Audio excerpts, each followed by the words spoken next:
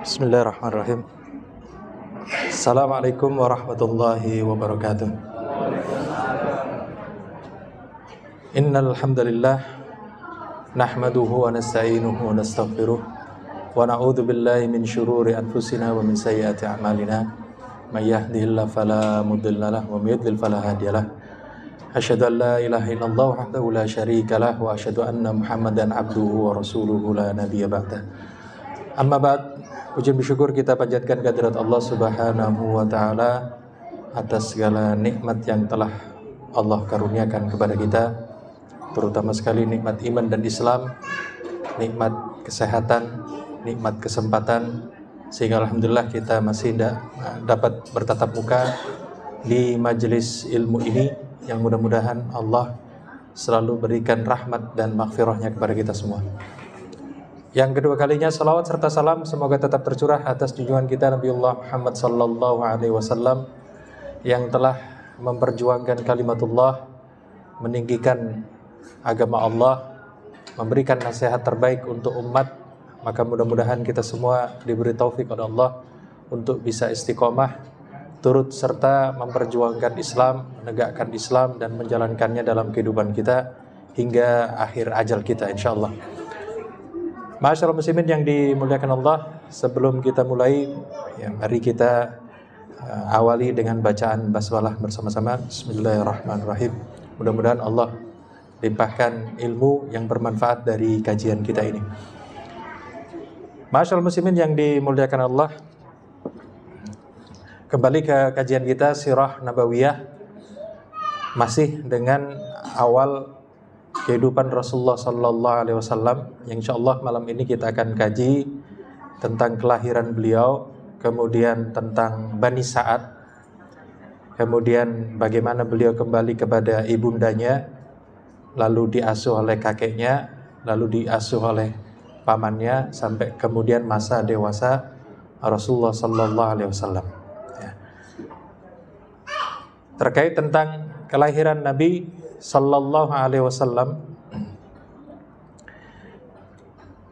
sebagaimana yang disebutkan dan juga sering disampaikan, Rasulullah sallallahu alaihi wasallam dilahirkan pada hari Senin pagi. Di sini disebut 9 Rabiul Awal. Ini sebab memang dalam masalah penetapan kapan Rasulullah SAW itu lahir, ini memang banyak perdebatan di antara para sejarawan. Yang paling sering kita dengar, yang paling masyhur itu disebutkan tanggal 12 Rabiul Awal.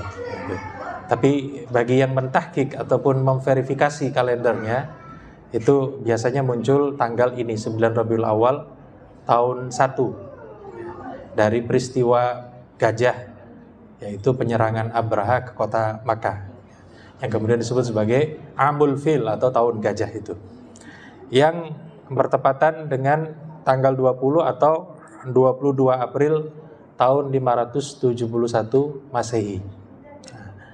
Nah, ini tahun-tahun ini kalau dalam bicara tentang sirah ini faedahnya besar. Sebab nanti kita akan bandingkan tentang sejarah Kristen, tentang sejarah Yahudi, lalu kaitannya antara 3 agama besar ini, apakah kemudian sudah masuk waktunya akhir zaman atau tidak, itu biasanya begitu. Jadi poin-poin yang muncul di tahun-tahun ini. Kemudian Rasulullah SAW dilahirkan di kampungnya Bani Hashim. Kampung Bani Hashim ini dekat Bukit Besar, agak menjorok begitu. Kalau sekarang ya namanya kota Makkah sudah diratakan semua, sudah menjadi wilayah kompleks Masjidil Haram. Tapi dulu itu bukit-bukitnya terlihat. Nanti kampung Bani Hashim itu tertutup, terutama saat masa pemboikotan warga Quraisy terhadap Bani Hashim tahun ke-10 kerasulan Rasulullah SAW. Kemudian bidan yang membantu. Nah, ini biasanya yang mengajar di TPQ mencatat ini. Siapakah yang menjadi bidan saat Rasulullah dilahirkan? Namanya Syifa, yaitu ibunda dari sahabat Abdurrahman ibnu Auf radhiyallahu anhu. Nah, ini jadi soal sudah. Nah, itu.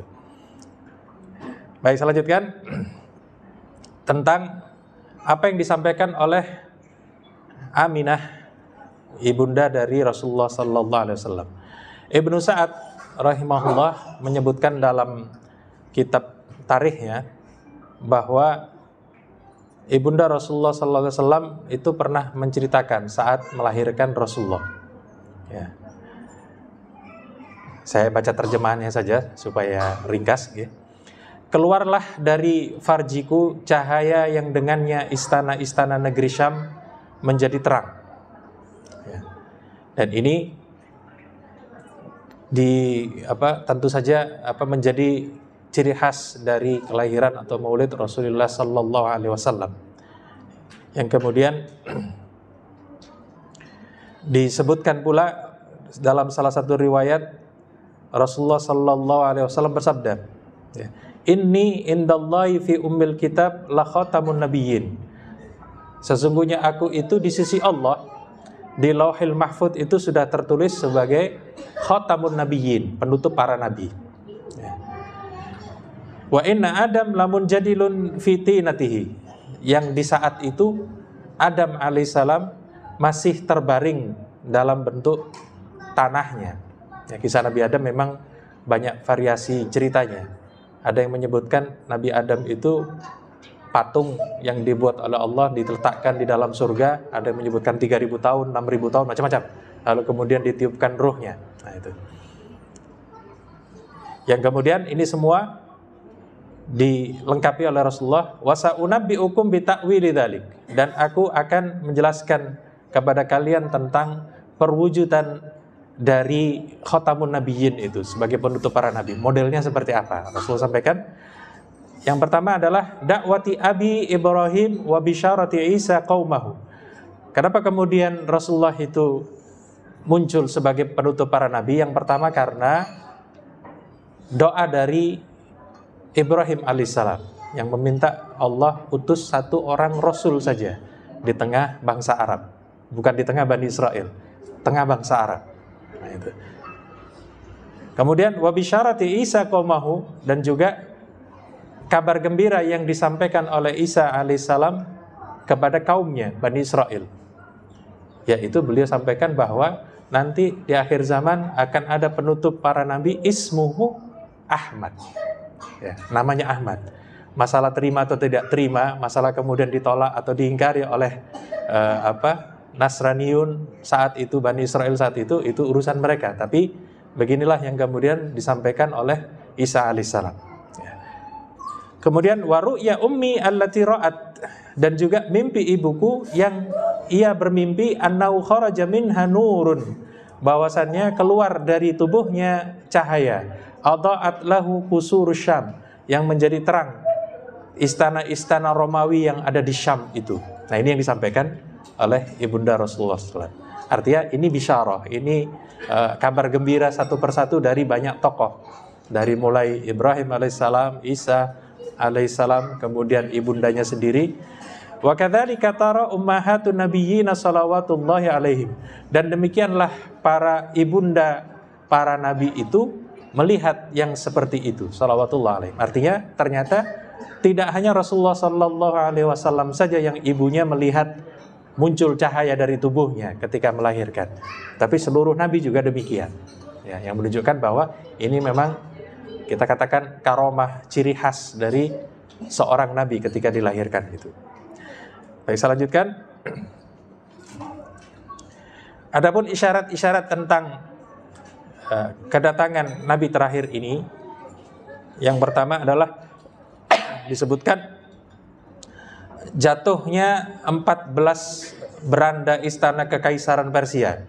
Supaya kita bisa melihat ini sisa dari istana Persia yang kemudian dikalahkan oleh kaum muslimin di masa Umar bin Khattab radhiyallahu anhu.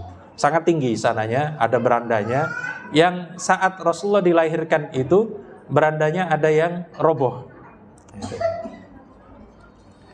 Ya. Kemudian yang kedua disebutkan juga oleh Rasulullah, padamnya api yang biasa disembah kaum Majusi. Padahal apinya itu di dalam kuil, dijaga oleh banyak orang, dijaga oleh pendeta-pendeta Majusi itu, ya, supaya tidak padam. kalau tidak padam dikasih bahan bakar baru dan seterusnya. Tapi malam itu ketika Rasulullah dilahirkan, padam semua. Nah itu. Ini salah satu riwayat yang menyebutkan hubungannya dengan Rasulullah SAW. Kemudian robohnya gereja-gereja di sekitar Danau Sawa, Irak setelah airnya menyusut. Saya coba cari model Danau Sawa itu di mana. Ternyata seperti ini. Nah, itu. Di wilayah Irak. Dan itu di masa Rasulullah dilahirkan, ini pernah kering. Baik ya. Sekedar video nanti bisa dicari di YouTube. Nah itu, Danau Sawa. Kemudian Rasulullah Sallallahu Alaihi Wasallam diberi nama oleh Abdul Muttalib, ya, kakeknya ini, yaitu dengan nama Muhammad. Yang sering disampaikan bahwasanya nama Muhammad itu nama yang tidak pernah digunakan oleh bangsa Arab sebagai nama anak. Tapi menurut penelitian para sejarawan, itu memang ada beberapa tokoh, tapi tidak terkenal, yang menggunakan nama Muhammad ya, sebelum Rasulullah SAW, sehingga tidak dianggap sebagai hitungan. Artinya namanya tidak pasaran. Nah itu. Jadi nama Rasulullah ini, nama Muhammad ini bisa dikatakan saat itu nama yang sangat asing. Ya. Sebab apa? Bangsa Arab itu punya kebiasaan memberi nama anak laki-lakinya dengan nama-nama hewan. Itu. Ini bisa diteliti nama-nama jahiliyah itu. Kenapa demikian? Sebab mereka suka berperang. Ya. Ketika berperang, otomatis ingin menakut-nakuti lawannya, musuhnya dari kabilah lain. Karena itu anak-anaknya untuk yang laki-laki itu diberi nama-nama singa, nama serigala, nama macan, harimau, beruang, elang. Nah itu, nama hewan-hewan ganas. Bahkan sampai sekarang misalnya kita kenal ada nama Raja Fahad. Fahad itu artinya harimau kumbang. Nah itu Fahad. Nah, itu biasa digunakan oleh bangsa Arab. Tetapi untuk anak perempuan beda. Anak perempuan diberi nama yang indah-indah, disebut latifah, begitu ya, yang halus-halus begitu. Kenapa? Mereka menyebutkan untuk lawan kami berikan anak-anak kami laki-laki. Namanya macan, serigala. Ada misalnya kakek Rasulullah ada yang namanya kilab. Kilab itu artinya anjing. Gitu. Untuk menakut-nakuti lawannya. Tapi untuk yang anak-anak perempuan, kami mau anak-anak perempuan itu di rumah kami senang. Makanya kemudian namanya nama-nama yang indah. Nah itu. Sehingga kemudian ketika disebut ada anak laki-laki namanya Muhammad, itu mereka agak aneh. Artinya Muhammad apa? Yang terpuji. Kok tidak menyeramkan? Nah itu. Nah ini bisa kita lihat. Makanya kemudian punya ciri khas khusus Rasulullah SAW itu. Bahkan dari namanya pun Allah ilhamkan kepada Abdul Muttalib itu seperti itu. Ya. Baik, kemudian Abdul Muttalib disebutkan dalam salah satu riwayat menghitan Rasulullah saat kanak-kanak ini di hari ke-7. Nah itu. Tapi tentu saja tidak menjadi adat kebiasaan orang-orang Indonesia. Biasanya jarang-jarang yang kemudian menghitan pada hari ke-7. Sebab apa? Terlalu kecil, kan itu ya. Kasihan dokternya. Nah itu. Tapi kalau agak besar sedikit mungkin umur 3 kelas 3, kelas 4 itu, nah ini anaknya sudah bisa diajak kerjasama untuk masalah hitan ini. Tapi kalau masih kecil, ya ada memang, tapi jarang-jarang terjadi seperti itu. Baik, saya lanjutkan. Setelah dihitan, lalu kemudian disusui. Yang menyusuinya, yang pertama kali adalah ibundanya sendiri, ya, Aminah. Lalu kemudian disusui oleh Suwaibah, budak perempuan milik Abu Lahab, pamannya. Ya, Abu Lahab tentu saja karena paman Rasulullah itu punya budak susukan. Nah, itu. Jadi disebutkan memang Abu Lahab itu betul-betul sayang kepada keponakannya ini. Kenapa? Karena unik, karena yang paling tampan dan seterusnya. Nah, itu. Kemudian dari Suwaibah, Rasulullah Sallallahu Alaihi Wasallam mempunyai beberapa saudara sesusu. Ada yang disebut namanya Masruh, kemudian pamannya sendiri namanya Hamzah. Hamzah dengan Rasul itu barangkali beda cuma setahun atau 2 tahun. Kemudian Abu Salamah, yang kemudian nanti istrinya namanya Ummu Salamah dinikahi oleh Rasulullah SAW. Nah ini Hamzah kemudian nanti melanjutkan penyusuan di Bani Sa'ad. ya, yang kemudian kita kenal dengan kampungnya Halimah As-Sa'diyah. Nah, itu. Jadi setelah disusui beberapa hari di Makkah saat itu memang ada tradisi penyusuan. Ya, di Indonesia tentu saja ini tidak dikenal. Jadi wanita-wanita yang punya anak masih dalam masa menyusui 2 tahun, itu kemudian menyusui anak orang lain juga dengan upah tentu saja. Ya. Nah, saat itu kenapa kemudian orang-orang kota terutama di Makkah itu menyusukan anak-anaknya? Tentu saja untuk mencari tempat pertumbuhan yang lebih baik. Sebab Makkah itu ya, itu tentu saja tidak terlalu dingin dibandingkan dengan Taif. Ya, jadi kalau ada yang pernah ke Saudi Arabia membandingkan wilayah Makkah dengan wilayah Taif, Taif lebih dingin. Biasanya tempat pelesiran. Ibaratnya kalau orang di Surabaya ini kalau pingin ngadem ke Batu. Nah itu. Nah kalau orang Makkah saat itu kalau pingin ngadem ke Taif jalan-jalannya. Nah itu karena di sana lebih banyak pohon-pohonnya. Nah itu. Ya. Terus kemudian bahasanya juga baik. Sebab apa? Seperti juga di Jawa seperti ini ya.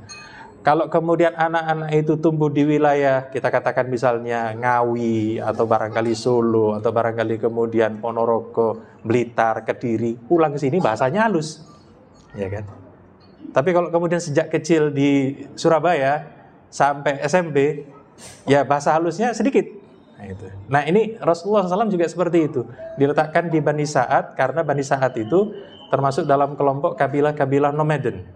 Nomaden itu berarti pindah-pindah tempat, tapi tidak terlalu jauh. Kenapa? Karena mereka menggembalakan ternak, domba terutama, yang kemudian mengikuti di mana turunnya hujan di situ, sehingga mereka tidak bertemu dengan peradaban-peradaban yang lebih maju di wilayah Makkah ataupun di tempat lainnya. Nah, saat itu Abdul Muttalib untuk cucunya ini, ia mencari ibu susu. Yang insya Allah sudah dibahas kalau dalam kajian tentang maulid itu, bagaimana Halimatus Sa'diyah itu keliling tidak dapat anak susuan gitu ya, karena sudah diambil oleh wanita-wanita dari kabilah-kabilah yang berbeda. Tinggal kemudian ketemu dengan kakeknya Rasulullah, Abdul Muttalib ini, ditawarkan, aku punya cucu baru lahir, mau disusui atau tidak? Ditanya siapa ayahnya? Ayahnya Abdullah. Mana dia? Sudah meninggal. Yatim, kan begitu. Yatim berarti nggak ada uangnya, mafi fulus kalau kata orang Arab itu.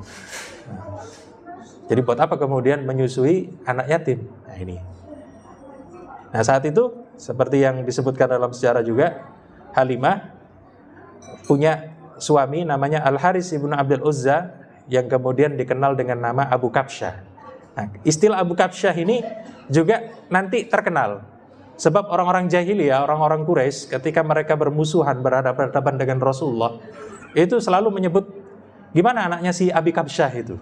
Nah, Abu Kabsyah itu artinya bapaknya domba. Kabsyah itu domba. Jadi Rasulullah sering dijuluki oleh lawan-lawannya dengan istilah Ibnu Abi Kabsyah, anaknya bapaknya domba. Nah itu maksudnya Pak Rasulullah SAW yang tinggal di Bani Sa'ad ini. Ya. Nah saat itu Abu Kabsyah dalam kondisi yang memang kemudian fakir, yang menginginkan anak-anak yang disusui oleh istrinya itu nanti anak-anak orang kaya yang kemudian bisa membantu perekonomian mereka. Tapi rupanya Allah takdirkan mereka tidak mendapatkan anak-anak orang kaya, ketemu anak yatim ini, yang saat itu domba-domba Abu Kabsyah itu disebutkan dalam riwayat kering semuanya, tidak menghasilkan susu begitu. Tapi begitu kemudian mereka menerima Rasulullah SAW, Muhammad kecil ini sebagai anak susu mereka, tiba-tiba ternak mereka menjadi penuh, kantong-kantong susunya cukup untuk kehidupan mereka, sehingga kemudian merasa, oh ini barokah. Nah itu, ya, tentu saja itu barokah karena Rasulullah SAW sedang disusui oleh keluarga itu, sehingga kemudian seluruh domba-domba betina mereka penuh kantong susunya, cukup untuk kehidupan mereka. Sekedar saya tunjukkan itu yang beri titik-titik merah, itu wilayah yang kemudian dekat dengan wilayah kampungnya Bani Sa'ad. Tapi saya lanjutkan saja. Adapun saudara-saudara sesusu Rasulullah SAW saat di Bani Sa'ad, ya, Tadi salah satunya sudah kita bahas, yaitu pamannya Hamzah bin Abdul Muthalib. Yang lain ada Abdullah ibnul Haris, Anisa bintul Haris, kemudian Hudzafah atau Judama bintu Al Haris atau Asyaima, yang saat itu biasa mengasuh Rasulullah SAW, dan Abu Sufyan bin Al Haris ibnu Abdul Muthalib, ya, sepupu beliau. Jadi Abu Sufyan ini bukan Abu Sufyan yang kemudian di perang Uhud. Ini Abu Sufyan sepupu Rasulullah dari Al Haris. Jadi keluarga Al Haris ini kan anak pertamanya Abdul Muthalib. Ya, saat Abdul Muthalib menggali sumur Zam-Zam pertama kali, itu yang membantu anak pertamanya namanya Al Haris. Anak-anak yang lain belum lahir. Nah itu. Yang kemudian punya anak Abu Lahab, Hamzah, Abdullah, baru kemudian punya cucu Rasulullah SAW. Artinya di sini Rasulullah SAW itu menjadi anak susu yang paling kecil. Karena Pak, ada pamannya di situ, ada juga sepupu-sepupunya yang sudah lahir terlebih dahulu. Ya.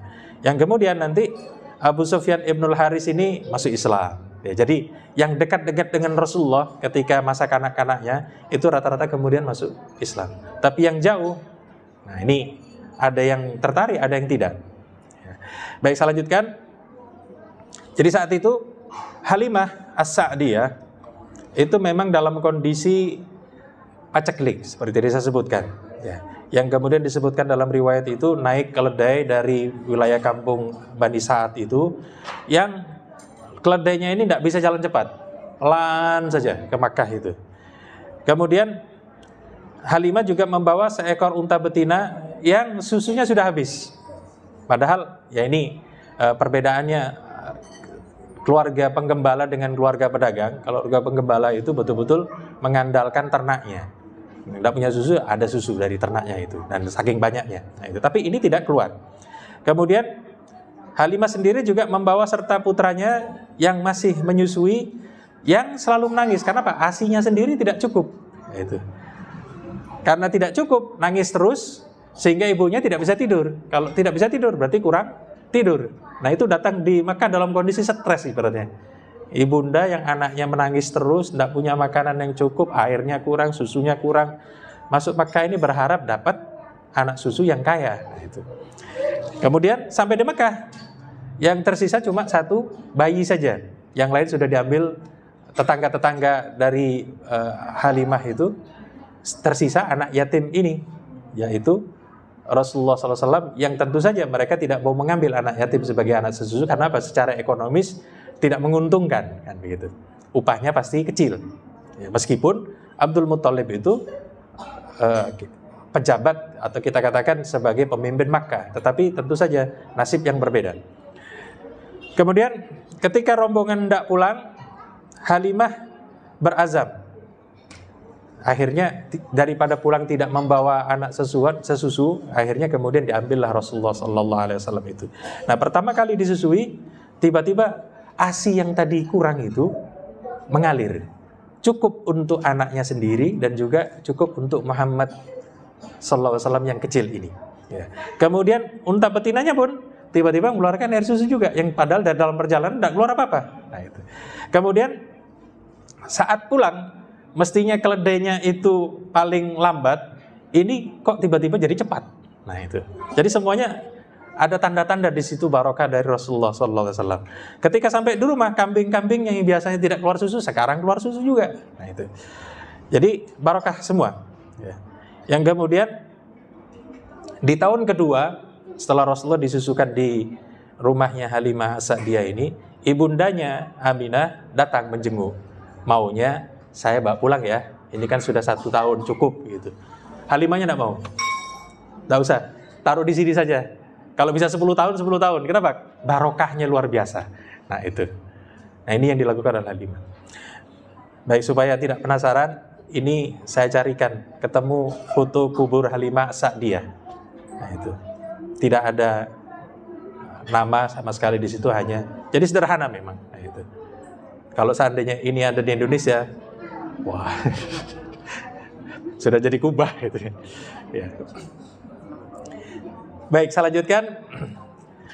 Tahun keempat terjadi peristiwa pembelahan dada, di mana Jibril alaihissalam datang menyamar menjadi seorang lelaki, lalu kemudian kita katakan menangkap Rasulullah SAW, lalu dibaringkan, lalu dibelah dadanya. Nah itu saudara-saudara sesungguhnya melihat ini ada orang asing menangkap Rasulullah dibelah seperti itu, ngeri. Mereka akhirnya lari pulang. Ya, di situ Jibril alaihissalam mengeluarkan jantung Rasulullah, mengeluarkan segumpal darah, lalu dicuci dengan air zam-zam. Selesai dicuci, baru kemudian dikembalikan lagi. Ya, kita dari riwayat ini hanya kemudian mengimani yang gaib, tidak mempertanyakan bagaimana. Ya memang itu salah satu dari kejadian yang dialami oleh Rasulullah SAW. Sebab apa? Kalau berbicara tentang Rasul itu banyak hal-hal yang muskil, yang tidak masuk akal. Tetapi karena kita bicara tentang keimanan, ya. Nah, anak-anak yang lain melaporkan kepada ibu susunya Halimah tadi, yang kemudian saat berlari dikejar itu Rasulullah sudah dalam kondisi bangun, tapi pucat wajahnya. Karena apa? Takut melihat orang asing yang kemudian membelah dadanya tadi. Yang saat itu kemudian, sudah ini kalau diteruskan nanti bahaya ini. Nanti ibunya protes, komplain. Nah, itu anaknya didekati orang asing bagaimana? Makanya kemudian tahun keempat itu dikembalikan lagi oleh Halimah kepada Aminah, kepada ibundanya. Akhirnya dibawa ke Makkah. Ya. Sehingga kita bisa melihat berarti Aminah itu hidup sampai tahun-tahun berikutnya. Nah, tinggal bersama ibundanya dari mulai umur 4 sampai umur 6. Ya. Ini berarti kalau umur 6 ini ya TK gitu ya. Rasulullah SAW itu. Yang kemudian dalam salah satu kesempatan tahun ke-6 itu ibundanya Aminah ini mengadakan perjalanan menuju Yasrib untuk berziarah ke makam suaminya. Ya, kenapa? Abdullah itu meninggalnya di sana. Ya. Nah, Aminah tentu saja itu asli orang Yasrib. Jadi menikah dengan Abdullah yang dalam perjalanan kembali dari Yasrib, sebab Abdullah itu kan diperintahkan oleh Abdul Muthalib ambil korma-korma dari Madinah bawa ke Makkah, diimpor begitu. Tapi dalam perjalanan kena penyakit, sakit, lalu kemudian meninggal dunia, dimakamkan di luar Makkah dan luar Madinah. Nah, itu. Maka kemudian Aminah berziarah ke kubur suaminya ini disertai dengan Muhammad Sallallahu Alaihi Wasallam yang masih kecil itu, ditemani dengan Ummu Aiman, pembantunya. Nah, Ummu Aiman ini tokoh yang penting sebenarnya. Kenapa begitu? Sebab Ummu Aiman nanti ini diberi anugerah oleh Allah umur yang sangat panjang. Sebab nanti kita bayangkan ini, Ummu Aiman saat itu sudah mengasuh Rasulullah. Rasulullah masih umur 6 tahun, yang kurang lebih kalau saya mencoba menghitung itu, Ummu Aiman barangkali umurnya sekitar 15 atau umur 20-an. Itu saat itu. Tapi kemudian Rasulullah nanti ketika dewasa mengangkat anak namanya Zaid bin Harisah, yang berarti tentu saja Rasulullah lebih tua daripada Zaid. Nah, Zaid ini dinikahkan dengan Ummu Aiman. Kita bayangkan itu bedanya jauh sekali. Nah itu, ya kan? Kalau misalnya Ummu Aiman itu 10 tahun atau 15 tahun di atas Rasulullah umurnya, lalu dinikahkan dengan pria yang jauh lebih muda, yang anak angkatnya Rasulullah. Nah itu. Ini kan berarti Ummu Aiman dengan Zaid itu barangkali perbedaan umurnya 40 tahun. Kalau kita katakan Zaid itu umur 20, Ummu Aiman sudah umur 60. Kita katakan begitu. Yang kemudian nanti terlahirlah dari pernikahan dengan wanita yang kita katakan 60 tahun itu Usamah ibnu Zaid radhiyallahu anhuma. Jadi ketika membaca sirah ini kita sering terkaget-kaget. Ini bagaimana wanita-wanita zaman itu? Banyak yang ajaib. Khadijah umur 40 tahun dinikahi oleh Rasulullah. Mestinya sudah mendekati umur menopause. Tapi setelah itu punya anak 7. Nah itu. Ini kan ajaib. Maka kemudian sampai ada para ulama itu membuat buku khusus tentang Abqariyatu Khadijah, kecerdasan Khadijah dari segi fisiknya. Itu. Umur 40 masih menghasilkan putra-putri sampai 7 orang. Begitu juga kita lihat Ummu Aiman ini, umur 60 tahun masih punya anak Usamah ibnu Zaid. Nah, yang kemudian kalau kita bandingkan dengan zaman sekarang, kan berbeda betul. Nah, itu kejadian-kejadian ini. Baik, saya lanjutkan. Jadi Aminah kemudian tinggal di Yasrib atau di Madinah itu sekitar 1 bulan, lalu berangkat untuk kembali ke Makkah. Karena Aminah itu asli orang Madinah, ya, selesai mengunjungi keluarganya, lalu kemudian kembali ke Makkah, terkena penyakit ya, di dalam perjalanannya, kemudian meninggal di wilayah Abwa, ya, yang saya coba cari kubur Aminah, itu ada yang meyakini ini kuburnya. Nah itu. Ya. Tapi ada juga yang kemudian menyebutkan kubur Aminah itu ada di bawah pohon, yang kemudian banyak semacam jimat-jimatnya begitu, dikunjungi orang untuk dimintai tabarruk ininya. Tapi saya cek lagi banyak artikel yang membahas secara khusus tentang masalah kuburnya Aminah itu. Saya menjadi tidak yakin dengan kubur ini. Sebab apa? Rata-rata yang meneliti, mencoba menelusuri di mana kuburnya itu yakin bahwa kubur Aminah itu betul-betul tersembunyi. Ada di kuburan Abwa, tapi mana tidak tahu. Yang mana kuburnya tidak tahu. Nah itu. Sebab apa? Kalau seandainya ada orang yang tahu itu dipastikan kuburnya Ibunda Rasulullah, pasti dikunjungi banyak orang. Ribuan orang, puluhan ribu orang barangkali tiap tahun itu untuk mendoakan berkah dan sebagainya. Nah itu. Tetapi alhamdulillah di wilayah Abwa itu memang ada kuburan umum, tapi tidak diketahui mana yang kemudian dianggap sebagai kubur Aminah itu. Jadi ini penelusuran saya, cuma ya kita katakan 25% kita yakin saja itu. Tidak bisa kemudian kita pastikan apa betul ini. Ya, jangan-jangan ini cuma tanah kosong dikasih batu itu. Ya, khawatirnya juga begitu. Ya. Baik, saya lanjutkan. Setelah ibundanya meninggal dunia, jadi kembali ke Makkah ditemani oleh Ummu Aiman itu, akhirnya diasuh oleh kakeknya Abdul Muttalib. Ya. Kenapa? Ini yatim, sekarang ibunya pun meninggal dunia, yatim piatu, lengkap sudah umur 6 tahun itu. Yang kemudian diasuh oleh Abdul Muttalib tanpa ditinggalkan sama sekali. Kenapa? Ya ini cucu dari anak kesayangan Abdul Muttalib. Karena itu kemudian kemana-mana tidak ditinggalkan. Ya. Termasuk bahwa Abdul Muttalib itu menyayangi Muhammad sallallahu alaihi wasallam yang kecil ini melebihi bahkan anaknya sendiri. Nah itu. Yang disebutkan dalam salah satu kisahnya, Abdul Muttalib itu punya semacam sofa, gitu ya, tempat duduk khusus untuk pemimpin kota Makkah di hadapan Ka'bah.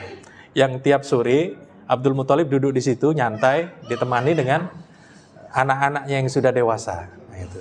Nah saat belum datang Rasulullah yang masih kecil ini datang nyelonong duduk di situ. Nah, paman-pamannya marah, jangan. Ini tidak boleh kamu duduk di sini. Ini tempatnya ayah kami, Abdul Muttalib, pemimpin Makkah. Tiba-tiba Abdul Muttalibnya datang, biarkan dia. Ini adalah putraku yang nanti aku yakin dia mempunyai urusan besar di masa depan. Nah itu, jadi seakan-akan punya feeling, punya perasaan, punya firasat Rasulullah nanti itu akan tumbuh menjadi pemimpin yang mempengaruhi seluruh Jazirah Arabia. Nah, itu dibiarkan duduk di situ. Yang kemudian saat umur 8 tahun Abdul Muttalib meninggal dunia dan sempat berpesan kepada Abu Thalib agar merawat Muhammad sallallahu alaihi wasallam yang masih kecil itu. Jadi kita tahu Abdul Muttalib itu menguasai kota Makkah dari berbagai macam jabatannya, Ar-Rifada, As-Siqaya, Al-Liwa dan seterusnya, sehingga punya jabatan yang paling tinggi. Ketika meninggal dunia, jabatan-jabatan ini diberikan kepada Abu Thalib. Nah itu. Kenapa Abu Thalib? Kenapa tidak Abu Lahab? Kenapa tidak Hamzah? Atau kenapa tidak yang Al-Haris? Karena ini yang paling pas. Ya, Abu Thalib itu punya pengaruh.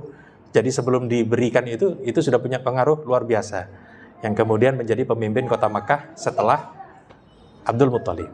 Nah ini, karena itulah kemudian kita bisa paham kenapa Abu Thalib itu mampu melindungi Rasulullah Sallallahu Alaihi Wasallam. Coba bayangkan kalau seandainya yang melindungi Rasulullah itu orang biasa, bukan Abu Thalib. Ya.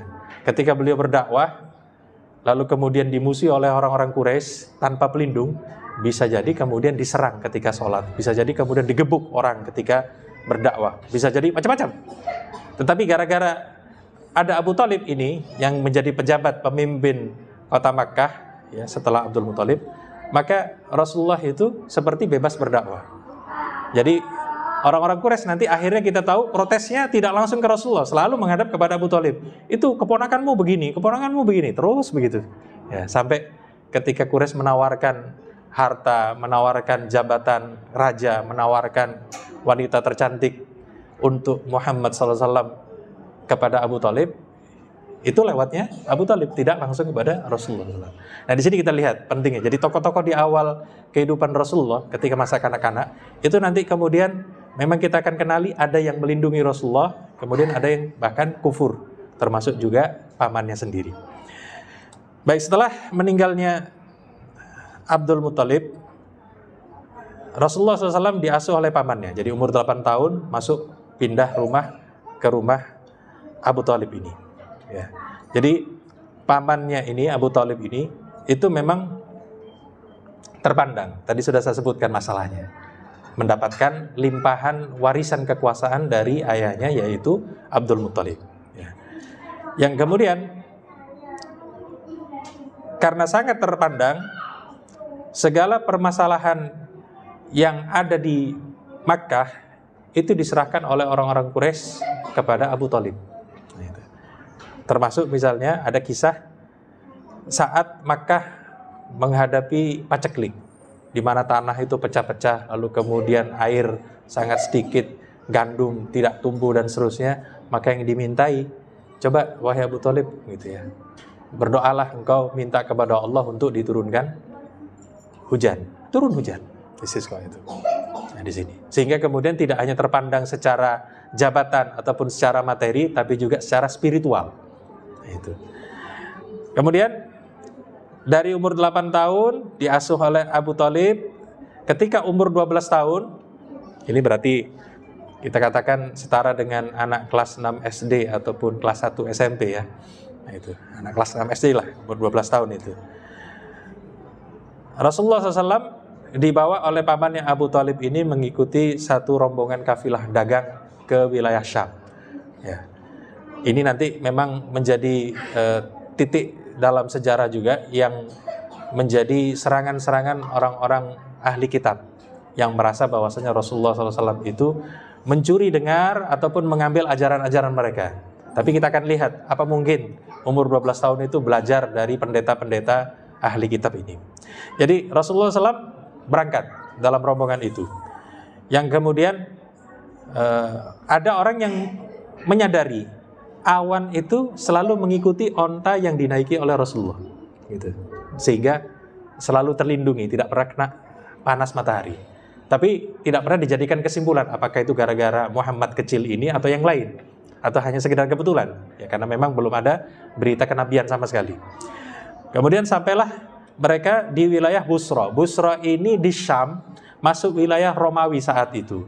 Karena itu kemudian campuran kota tersebut antara bangsa Arab dengan bangsa Romawi yang Kristen ataupun yang lain. Busra itu begitu. Yang kemudian di Busra ini ada tokoh rahib yang namanya Buhairah, yang menyambut mereka karena mengetahui tanda-tanda kedatangan seorang Rasul yang akan diutus. Bagaimana tanda-tandanya? Itu tadi diperhatikan oleh Buhairah. Ini rombongan datang, ada awan, gerak ngikuti itu. Terus kemudian saat mereka berteduh di pohon, pohonnya itu dari kejauhan seperti menunduk begini, melindungi Rasulullah SAW yang ada di bawahnya. Maka kemudian ini ciri-ciri ada Nabi di situ. Nah, itu tahu Buhairah. Kenapa? Karena dia belajar dari kitab-kitab Taurat ataupun Injil yang menjelaskan ciri-ciri seorang nabi yang sebenarnya bagaimana.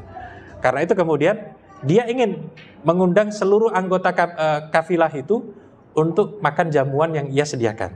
Akhirnya kemudian diundang semua. Yang dewasa datang. Ya. Ketika sudah makan itu, Buhairah bertanya, mana? Ada yang sepertinya ada yang belum datang ini. Jadi merasa, oh ada, tapi anak kecil. Makanya kami tinggal di tempat berkumpulnya kafilah itu. Panggil gitu. Besoknya dibawa Rasulullah SAW. Nah, ketika kemudian datang, baru kemudian Buhairah mengenali betul, terutama ketika kemudian dibuka bajunya ada stempel kenabian yang ada di punggung Rasulullah SAW itu. Baru takut, ini stempel kenabian.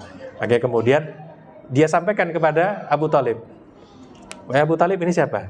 Ini keponakanku. Mana ayahnya? Siapa namanya? Namanya Abdullah, tapi sudah meninggal dunia. Ibunya Aminah, tapi sudah meninggal dunia. Pas, klop dengan informasi yang ada di dalam kitab suci mereka. Nah, itu namanya ayahnya Abdullah, ibunya namanya ini sudah meninggal semua. Itu. Semakin lama semakin Buhairah yakin ini Nabi akhir zaman. Karena itu kemudian dia sampaikan kepada Abu Thalib, setelah kamu makan, kamu jangan melanjutkan ke wilayah Damaskus, pulang saja ke Makkah. Anak ini kalau diketahui oleh orang-orang Yahudi yang ada di wilayah Busra, mereka pasti akan melukainya, menculiknya, bahkan kalau perlu membunuhnya. Nah itu. Diberitakan seperti itu. Akhirnya kemudian mengikuti saran tersebut, dikirimlah Rasulullah SAW pulang, ya. Dikawal oleh pegawai-pegawai Abu Thalib yang mestinya berdagang di wilayah Syam, justru kemudian mengantarkan Rasulullah SAW. Nah, kalau kita melihat seperti ini, memang ada pertemuan antara Buhairah dengan Rasulullah SAW yang masih umur 12 tahun. Pertanyaan berikutnya adalah, apakah mungkin Rasulullah saat itu belajar tentang ilmu ahli kitab? Kita katakan tidak mungkin. Sebab apa? Justru saat itu Buhairah itu meneliti tentang Rasulullah SAW itu. Karena itu kemudian tidak mungkin Rasulullah mengambil pelajaran-pelajaran keagamaan dari rahib ini. Baik, ma'asyiral muslimin yang dimuliakan Allah, sudah masuk Isya.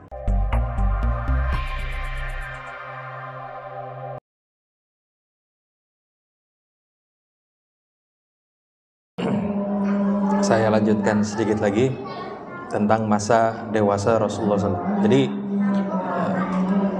setelah pulang pada umur 12 tahun itu, di masa remajanya Rasulullah SAW bekerja sebagai penggembala, terutama di wilayah Bani Sa'ad bin Bakar, juga di Makkah. Artinya di wilayah tempat beliau dulu menjadi anak susu. Yang di sini pengalaman menggembala ini memang sangat penting bagi seorang nabi, sebab tidak ada seorang nabi pun kecuali pasti dia pernah menggembala. Yang tujuannya tentu saja apa? Mampu menghadapi makhluk hidup, itu mengaturnya. Latihan awalnya itu yang nanti kemudian mengatur manusia. Nah, di sini kita bisa juga mengambil pelajaran bahwa di masa itu anak-anak umur 12 tahun itu sudah dikenalkan yang namanya profesi sedikit demi sedikit. Jadi ini kalau dilihat dari sisi tarbiyah, pendidikan, bahwa saat itu anak-anak umur 12 tahun itu sudah mulai dikenalkan pekerjaan-pekerjaan untuk mereka, termasuk untuk survive, bertahan hidup. Dan ini mestinya juga kita ajarkan kepada anak yang sudah remaja, entah itu dengan cara jualan, berdagang, atau yang lain, membantu, membersihkan, yang diberi upah dan seterusnya. Dibiasakan. Sebab apa? Barangkali dari hal-hal yang kecil itu kemudian menumbuhkan satu potensi dalam dirinya. Nah, ini tuntunan sebenarnya dari sirah nabawiyah.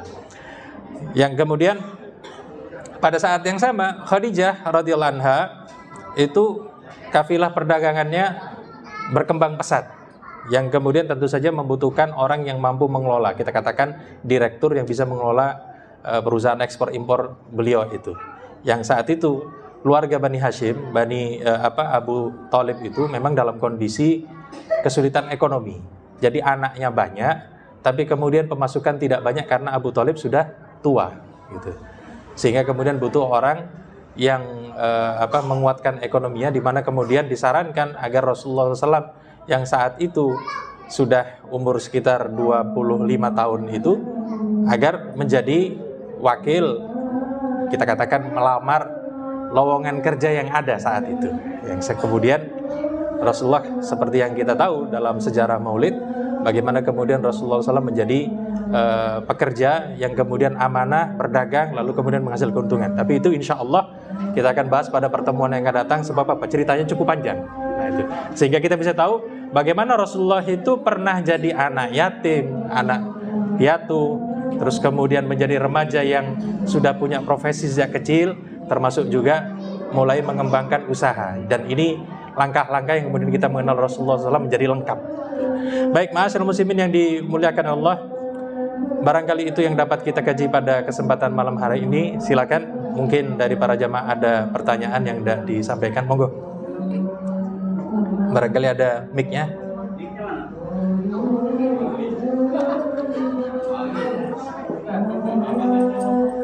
Kalau tidak ada, tidak apa-apa, Pak.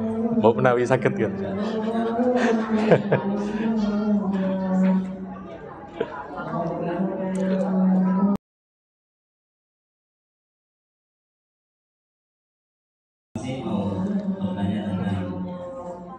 Sejarah Rasul masa kecil saya. Jadi mulai disusui Suhaibah, pembantu Abu Lahab. Itu di situ terkesan bahwa pamannya itu ada di Cina. Tapi setelah pada Rasulannya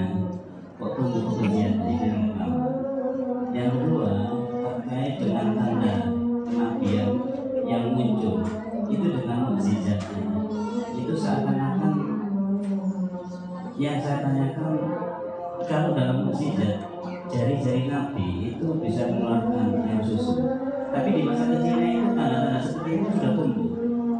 Apakah itu termasuk mukjizat? Padahal mukjizat itu tumbuhnya pada kenabian dan kerasulan.